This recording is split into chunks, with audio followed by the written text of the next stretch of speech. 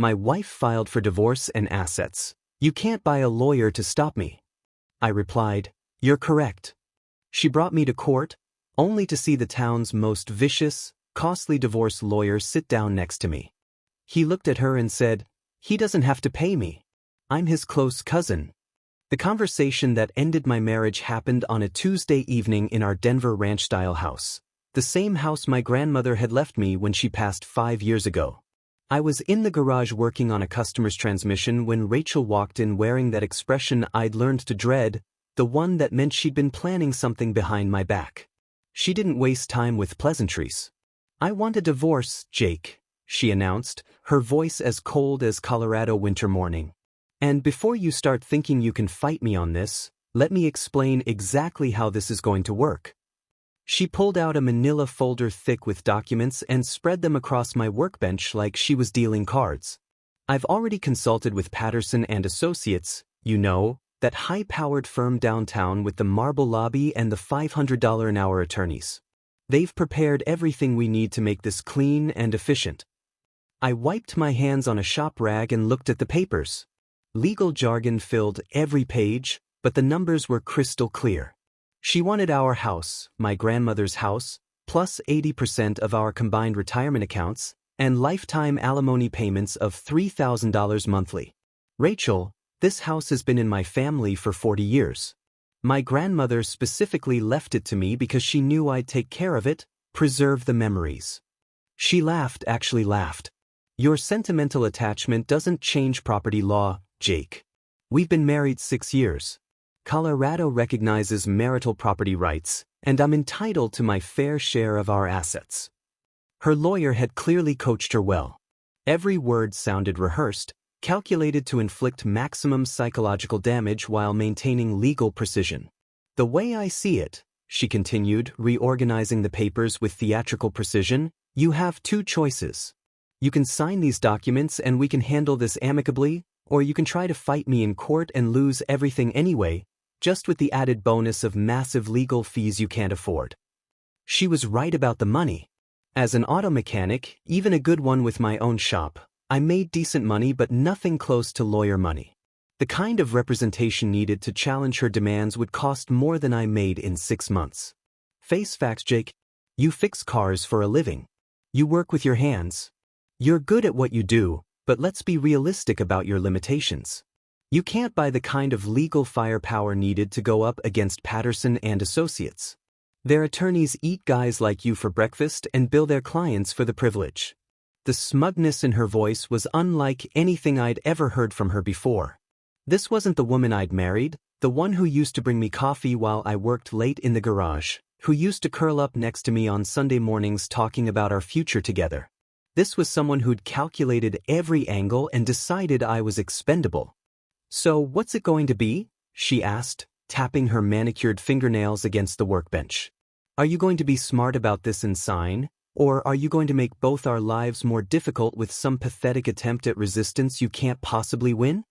I looked at her for a long moment, this woman I'd shared a bed with for 6 years, who knew my routines, my insecurities, my financial limitations better than anyone. She'd done her homework, consulted experts, prepared for every possible response except one. I set down the shop rag and met her eyes directly. "You're correct." Her smile spread across her face like spilled oil. She actually looked relieved, maybe even a little disappointed that I'd folded so easily. "I knew you'd see reason eventually. You're practical, Jake. It's one of the things I actually respected about you. You understand when you're outgunned." She gathered up her papers with satisfied efficiency. "I'll have my attorney draw up the final paperwork. We can have this whole thing wrapped up in 30 days if you don't create any unnecessary complications." As she headed toward the door, she paused and looked back with something that might have been pity. "For what it's worth, Jake, this isn't personal. We just want different things from life. I need security, stability, a future that's bigger than this." She gestured around my garage, at the tools my father had given me, at the business I'd built from nothing. "You're a good man, but you're small town. I've outgrown small town." After she left, I stood alone in my garage surrounded by the smell of motor oil and the weight of 7 years of marriage collapsing. She was absolutely right about my financial limitations, about the impossibility of matching her legal resources, about the mathematical certainty of my defeat.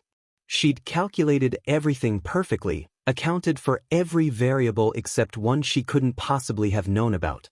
There was someone in my family she'd never met, someone I hadn't spoken to in 7 years, someone whose very existence would turn her perfect strategy into a catastrophic miscalculation. The person Rachel didn't know about was my cousin Derek, and there was a damn good reason she'd never met him. We'd had the kind of family falling out that creates permanent battle lines and forces relatives to choose sides.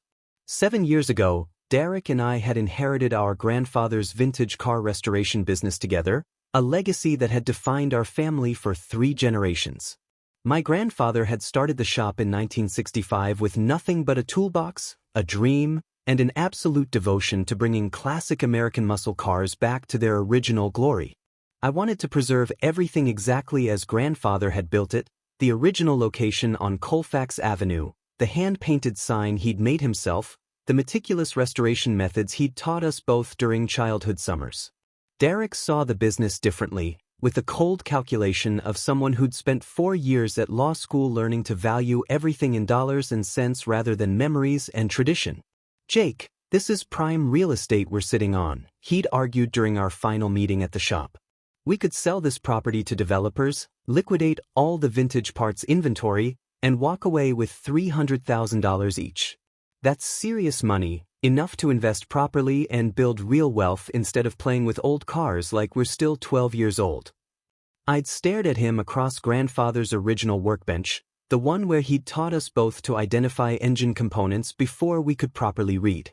"This isn't about money, Derek. This is about family legacy, about preserving something grandfather spent his entire life building. These aren't just old cars, they're pieces of American history, and we're the craftsmen who bring them back to life." Derek's expression had hardened into the ruthless mask I'd seen him wear in courtrooms. Family legacy doesn't pay mortgages or build retirement accounts. Sentimental value is exactly that, sentimental. It has no market value, no practical application in the real world. Grandfather's dead, Jake. His dreams died with him. We need to be smart about our inheritance. The argument had escalated from disagreement to personal attacks, with Derek calling me naive and backwards thinking, while I accused him of being a soulless opportunist who'd forgotten where he came from. "You've spent so much time in those corporate law offices that you've forgotten what actually matters," I'd shouted. "Not everything in life can be reduced to profit margins and quarterly earnings. Some things are worth preserving because they represent something bigger than money." Derek's response had been swift and brutal. "And that's exactly why you'll always be working with your hands while I'm building a real career. You're stuck in the past, Jake. Grandfather's business model died with the 20th century. I'm not going to let your romantic nostalgia tank my financial future." We divided the business assets with lawyers mediating every detail, splitting everything down the middle except for the one thing that couldn't be divided, our relationship. Derek had taken his half of the parts inventory and equipment, then established his own high-end law practice specializing in complex divorce cases for Colorado's wealthiest clients. I'd kept the original shop and continued the restoration business exactly as grandfather had envisioned, maintaining every tradition and standard he'd established. The family had fractured along predictable lines, with older relatives supporting my preservation of tradition while younger cousins admired Derek's financial success and legal reputation.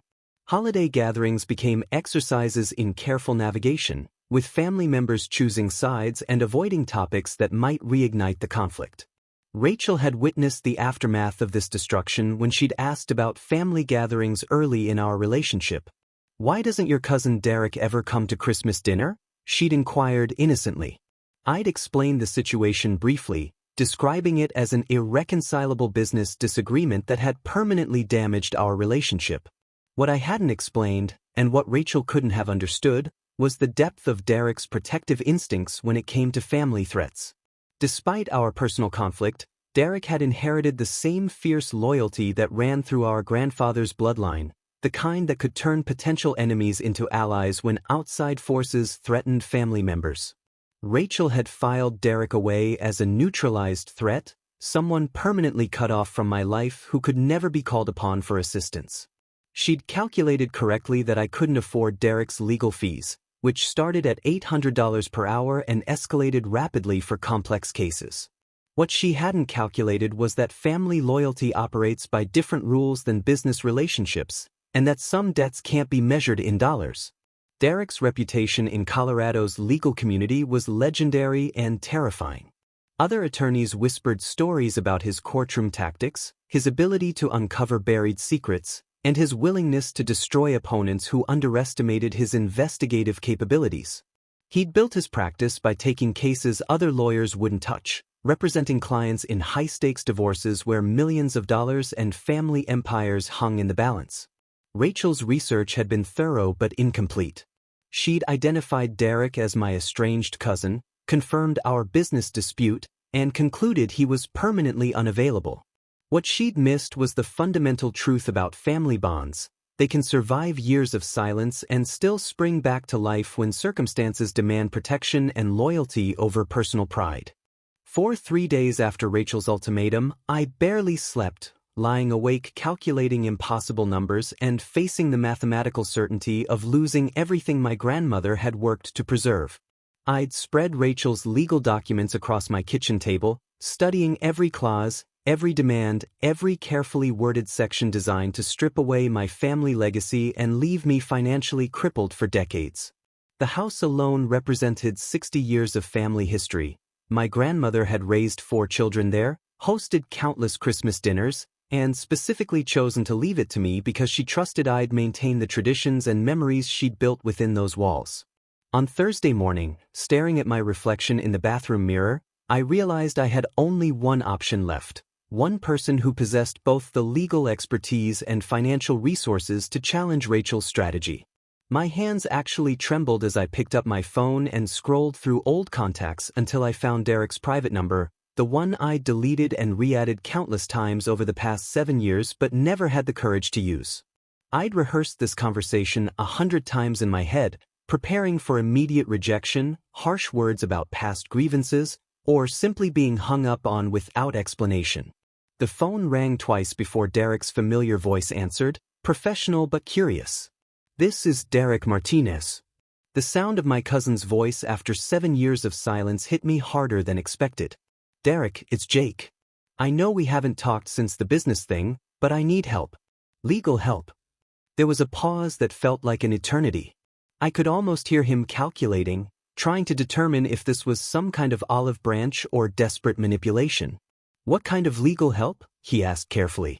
I poured out the entire story: Rachel's divorce demands, her high-powered attorney, the threats about my inability to afford adequate representation, and her smug certainty that she'd calculated every angle perfectly.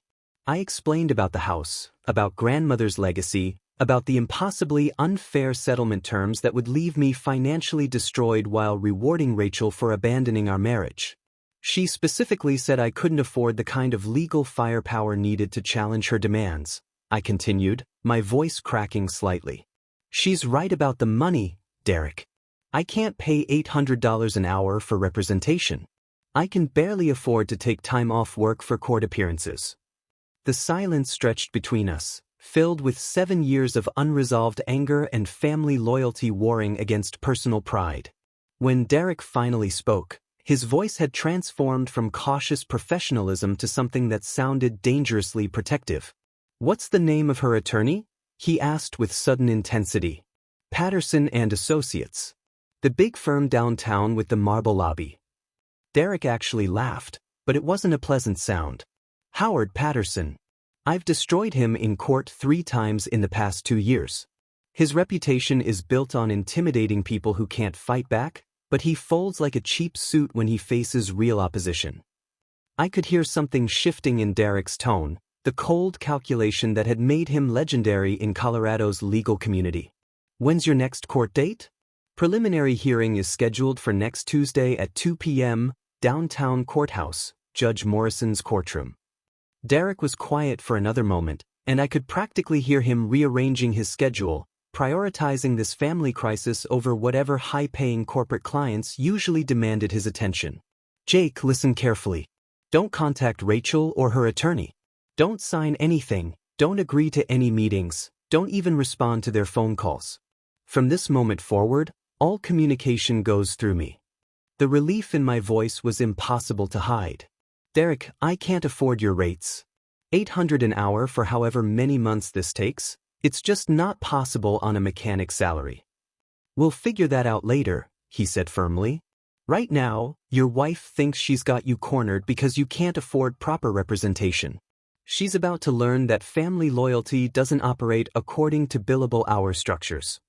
There was something in his voice I hadn't heard since we were kids working alongside grandfather in the shop, protective determination mixed with barely controlled anger at someone who'd threatened family.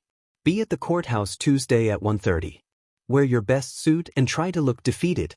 Let Rachel think she's already won. I want her confident and unprepared when I walk into that courtroom.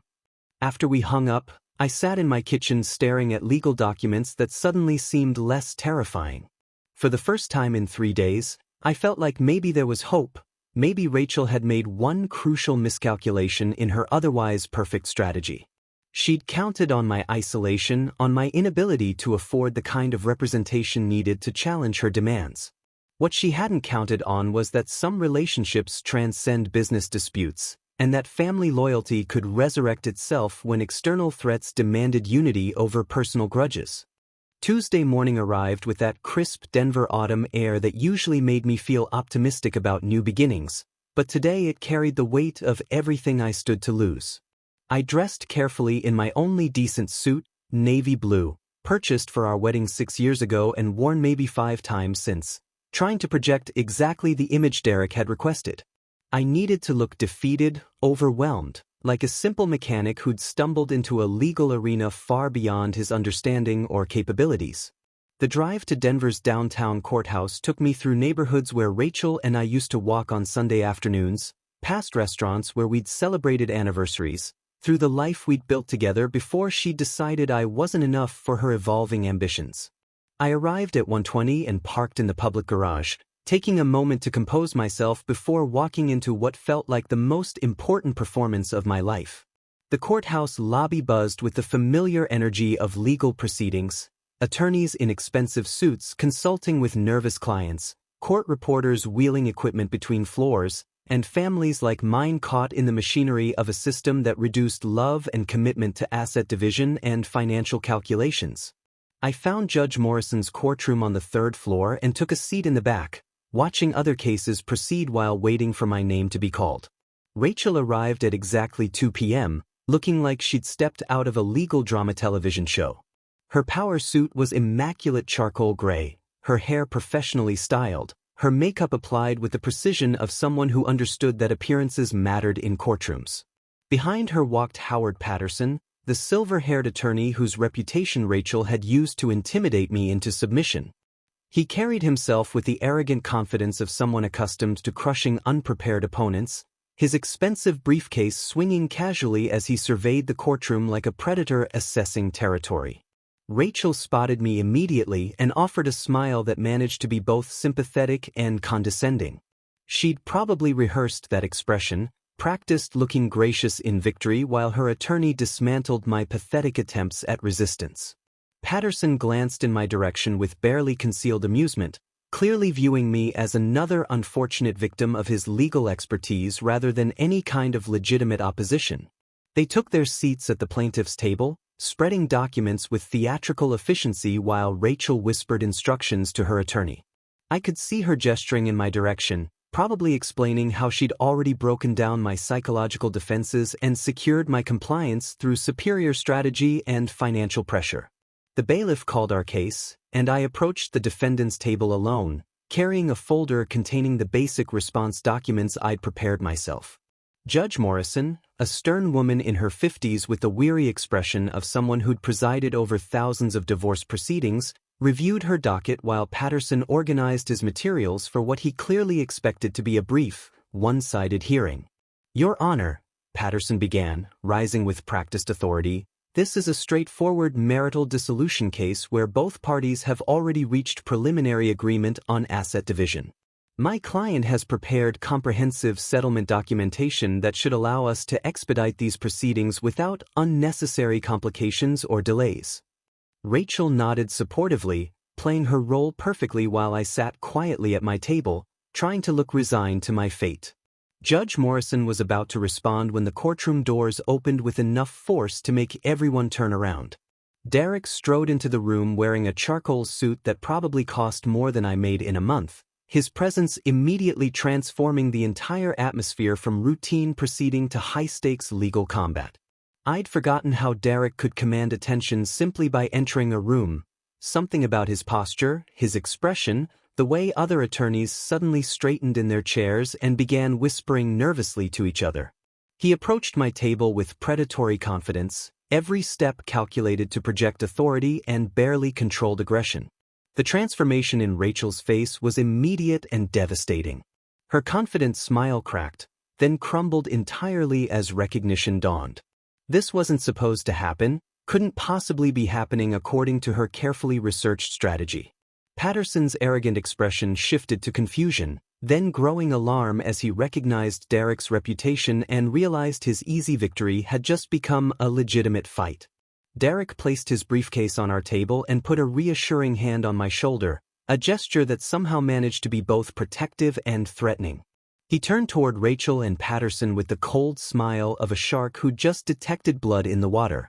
"Your Honor," Derek Martinez representing the defendant.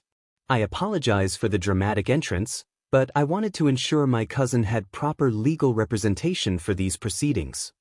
The words hung in the courtroom air like a judge's gavel. Derek looked directly at Rachel, his expression calculating and merciless, and delivered the line that shattered her entire strategy into irreparable fragments. "He doesn't have to pay me. I'm his close cousin." The color drained from Rachel's face so completely that I thought she might actually faint. Her mouth opened and closed without producing sound, while Patterson frantically shuffled through his papers like he might find some magical clause that could restore their overwhelming advantage. Judge Morrison raised an eyebrow with what looked like genuine interest, probably recognizing Derek's reputation and anticipating a far more entertaining proceeding than the routine asset division she'd expected. Rachel's perfect strategy, built on my isolation and financial limitations, had just encountered the one variable she couldn't have anticipated or planned for: family loyalty that operated outside the normal rules of billable hours and retainer fees. Derek wasted no time transforming from my protective cousin back into the ruthless legal predator who'd built his reputation by destroying unprepared opponents in Colorado's most vicious divorce battles. Within 48 hours of our courthouse appearance, my phone started ringing with updates that sounded like military campaign reports. "Jake, I've filed comprehensive discovery motions demanding complete financial disclosure from Rachel," Derek explained during our first strategy meeting at his downtown office. "Bank statements, credit reports, employment records, tax returns for the past 5 years, everything. If she's hiding assets or planning something, we're going to find it." I sat in Derek's conference room surrounded by law books and legal documents, watching my cousin work with the focused intensity one remembered from our childhood when he'd tackle complex mechanical problems in grandfather's shop. The same determination, but now applied to legal warfare instead of engine rebuilds. I've also retained Morrison Investigative Services. They specialize in marital asset tracing and infidelity documentation. Their team includes former police detectives and forensic accountants who can uncover financial irregularities most attorneys never think to look for. Within a week, Derek's investigators had discovered Rachel's secret credit card linked to our joint checking account, a card I'd never seen or authorized but which showed monthly charges dating back 18 months. "The spending pattern is interesting," Derek noted, spreading printouts across his desk. "High-end restaurants, weekend hotel stays, expensive gifts purchased from jewelry stores, all on dates when she told you she was working late or attending company events." The charges painted a clear picture of deception, but Derek was just getting started. His team had also begun interviewing Rachel's coworkers, friends, and social media contacts under the pretense of routine background verification for divorce proceedings. "Your wife has been remarkably careless about operational security," Derek observed with professional satisfaction. Multiple witnesses have confirmed her relationship with someone named Marcus Hendricks, a tech entrepreneur from Boulder who owns a consulting firm specializing in startup acquisitions. Marcus Hendricks turned out to be everything I wasn't: wealthy, connected, sophisticated in ways that Rachel clearly found irresistible. Derek's investigators painted a detailed picture of their relationship through credit card receipts, social media posts, and witness statements from mutual acquaintances. They've been planning this divorce for over a year, Derek continued, his voice taking on the cold precision he used when dismantling opposing counsel in court. Marcus has been coaching Rachel on asset division strategies, recommending attorneys, even helping her research Colorado's marital property laws to maximize her potential settlement. The most damaging evidence came from Rachel's own digital communications. Derek's forensic team had subpoenaed her phone records and email accounts, uncovering months of correspondence between Rachel and Marcus discussing their future together and strategies for extracting maximum financial benefit from our marriage. Listen to this text message exchange from 3 months ago, Derek said, reading from a legal document. Rachel writes, "Jake has no idea what's coming. He's so trusting and naive, he'll probably just sign whatever I put in front of him." Marcus responds, "Make sure you get the house and alimony. Guys like him never fight back because they can't afford proper representation." The systematic betrayal was breathtaking in its calculated cruelty. Rachel hadn't just fallen out of love, she'd conducted a year-long campaign of financial espionage designed to strip away everything my family had built while ensuring her comfortable transition to a wealthier partner. We've also documented approximately $75,000 in unauthorized transfers from your joint accounts to personal accounts Rachel established without your knowledge, Derek added, producing bank statements highlighted in yellow marker. That money funded her relationship with Marcus, expensive trips, designer clothes, even a down payment on a BMW she registered under her maiden name. Patterson and his team were completely unprepared for Derek's aggressive discovery tactics. Their strategy had assumed I'd be represented by an overworked public defender or cheap local attorney who'd accept Rachel's demands without serious investigation. Instead, they faced someone with unlimited resources and a personal motivation to expose every aspect of Rachel's deception. Patterson called yesterday requesting a settlement conference. Derek reported with obvious satisfaction. Apparently Rachel is becoming concerned about the scope of our investigation and wants to negotiate more reasonable terms. I told him we'd consider settlement discussions after completing our forensic analysis of their fraud and perjury. The psychological pressure on Rachel was becoming visible. Friends reported she looked exhausted, had lost weight, and seemed increasingly paranoid about who might be watching or recording her activities. Marcus, meanwhile, had begun distancing himself from the relationship as public exposure threatened his business reputation and personal privacy. The final court session arrived like the climax of a legal thriller, with Rachel's attorney Patterson looking like a man who'd spent weeks preparing for battle only to discover his weapons were defective and his strategy fundamentally flawed. Derek had systematically dismantled every aspect of Rachel's case through methodical investigation and overwhelming evidence that transformed her from sympathetic victim to calculating fraud perpetrator. "Your Honor," Derek began, addressing Judge Morrison with the controlled confidence of someone holding all the winning cards, "the evidence clearly demonstrates that Mrs. Martinez has committed perjury in her initial filings, conducted systematic financial fraud throughout the marriage, and conspired with her paramour to defraud my client of marital assets through deliberately deceptive practices." Rachel sat beside Patterson looking nothing like the confident woman who'd confronted me in my garage weeks earlier. Her designer suit couldn't hide the weight loss, the dark circles under her eyes, or the way her hands trembled when she thought no one was watching. The systematic exposure of her year-long deception had stripped away the entitled confidence that had fueled her original demands.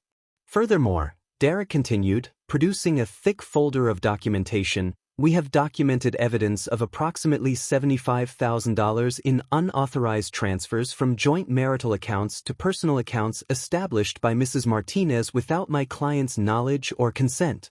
This money was used to fund an extramarital relationship and prepare for her planned abandonment of the marriage." Patterson made weak attempts to challenge Derek's evidence, but his objections sounded desperate rather than professional. Every document Derek presented had been verified through multiple sources, every financial transaction traced through forensic accounting, every witness statement corroborated through independent investigation. Rachel's affair with Marcus had been documented through credit card receipts, hotel registrations, social media posts, and witness testimony that painted a comprehensive picture of calculated betrayal. The defendant respectfully requests, Derek concluded with surgical precision, that all plaintiff's claims for marital property division be dismissed, that she be ordered to repay the $75,000 in misappropriated funds, and that any claim for spousal support be permanently denied based on her proven adultery and financial misconduct. Judge Morrison reviewed the evidence with the thoroughness of someone who'd seen enough divorce cases to recognize genuine fraud versus routine marital discord. The documentation was overwhelming, the financial misconduct undeniable, and Rachel's credibility completely destroyed by her own documented communications with Marcus. Mrs. Martinez, Judge Morrison addressed Rachel directly, do you have any response to these allegations of perjury and financial fraud? Rachel looked to Patterson for guidance, but her attorney could only shake his head helplessly. The evidence was too comprehensive to challenge, too well documented to dismiss, and too damaging to overcome through legal maneuvering. No, Your Honor, Rachel whispered, her voice barely audible in the silent courtroom.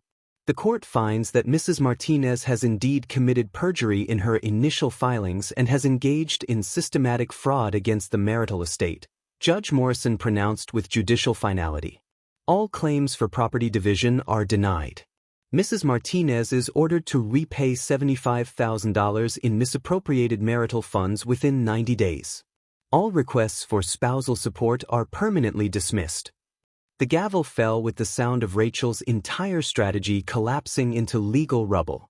Outside the courthouse, the full scope of Rachel's defeat became apparent as Marcus abandoned her completely when faced with potential legal consequences and public exposure. Marcus won't return my calls, she confessed to a mutual friend, not knowing Derek's investigators were still monitoring her communications. He says association with me could damage his business reputation and he needs to protect his interests. The man who'd coached her betrayal and promised a luxurious future together had disappeared the moment their scheme faced serious legal consequences. Rachel's social circle crumbled almost as quickly as her legal position. Friends who'd admired her apparent upgrade from mechanic's wife to wealthy entrepreneur's partner suddenly distanced themselves when the truth emerged. The carefully cultivated image of successful woman making smart relationship choices dissolved into the reality of adultery, fraud, and public humiliation. Within a month, Rachel had lost the house she'd demanded, the alimony she'd counted on, the savings she'd stolen, and the wealthy boyfriend who'd promised to replace everything she was giving up. Her attempt to trade up had instead cost her everything she'd started with, leaving her facing financial obligations, legal consequences, and social isolation she'd never imagined possible when she'd confidently confronted me in my garage. 3 weeks after the divorce finalization, Derek called with an invitation that surprised me more than Rachel's original ultimatum had.